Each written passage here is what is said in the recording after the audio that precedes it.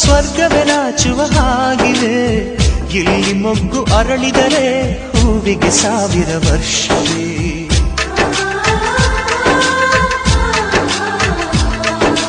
ಕಣ್ಣೆರಡು ಇರಬಹುದು, ನೋಟಗಳೊಂದೇ ಅಲ್ಲವೇ? ರೂಪಗಳು ಎರಡೆರಡು, ಹೃದಯ ಒಂದೇ ಅಲ್ಲವೇ? ಈ ಜೀವನ ಸಂಜೀವಿನಿ, ಇದು ಅಣ್ಣನಾಶಯ, ನೀ ಹೇಳು ಶುಭಾಶಯ.